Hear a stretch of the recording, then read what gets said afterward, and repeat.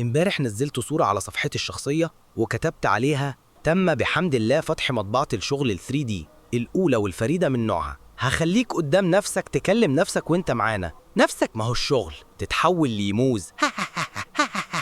الناس دخلوا يباركولي وألف ألف مبروك غاوي. فين المكان يا غاوي؟ النهاردة بقى هوريكم جمال مطبعة ال 3D من الداخل.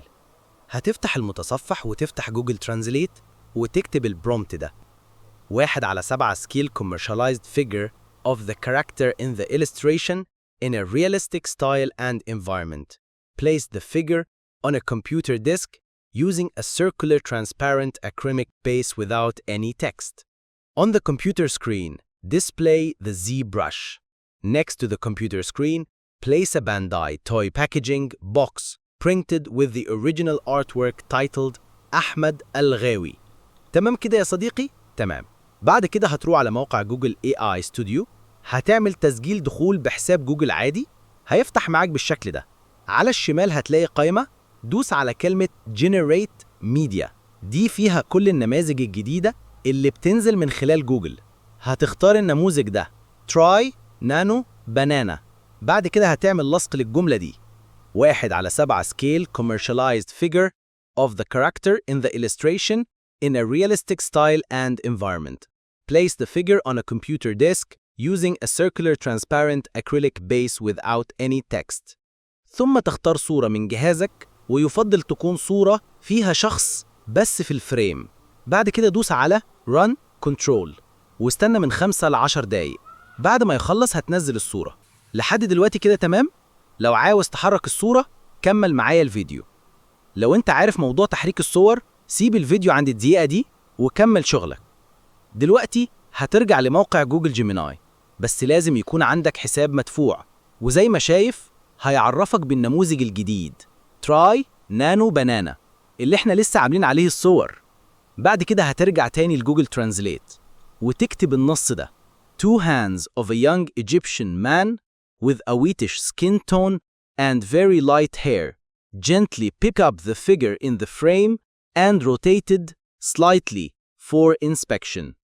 The model on the computer screen and the model printed on the packaging box remain stationary while all other background elements stay unchanged.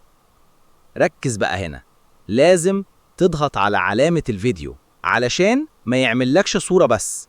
اختار الصورة اللي عملتها، اعمل لزق للجملة ودوس على مفتاح Enter واستنى حوالي 4 دقايق.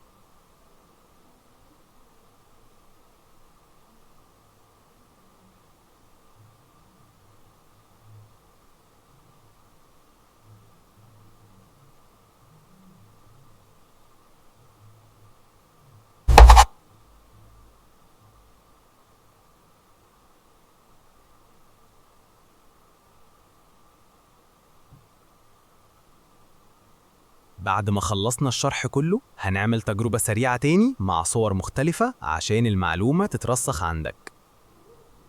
هفتح جوجل ترانزليت تاني واكتب نفس النص اللي اشتغلنا عليه، وبعد كده هاخد صورة تانية تماما واطبق عليها نفس الخطوات خطوة خطوة.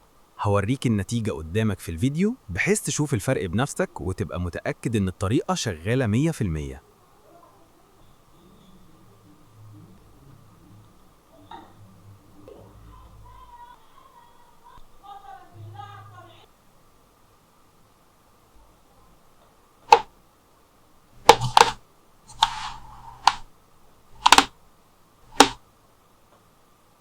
بس كده يا باشا، كان معكم أخوكم أحمد الغاوي.